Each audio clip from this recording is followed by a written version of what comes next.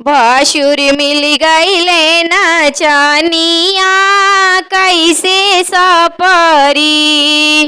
भसुर मिल गईले नचनिया कैसे सपरी। भसुर मिल गईले नचनिया कैसे सपरी।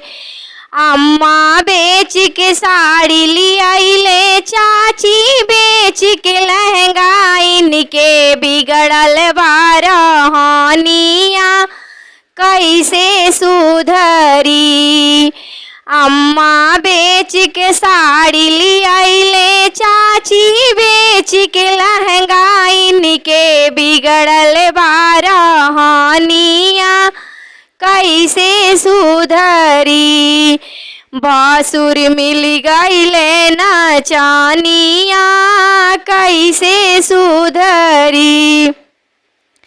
भसुर मिल गईले नचनिया कैसे सपरी।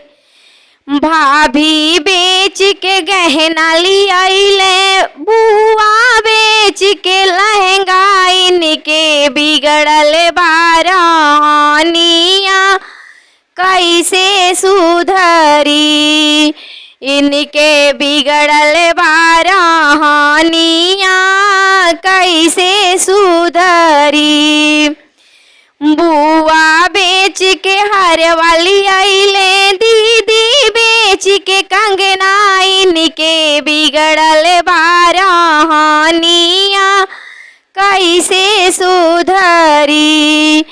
बुआ बेच के हरवा लियाइले, दीदी बेच के कंगना, इनके बिगड़ल बारहनिया कैसे सुधरी। इनके बिगड़ल बारहनिया कैसे सुधरी। भसुर मिल गईले नचनिया कैसे सुधरी। भसुर मिल गईले नचनिया कैसे सपरी। इनके बिगड़ल बारहनिया कैसे सुधरी। इनके बिगड़ल बारहनिया कैसे सुधरी।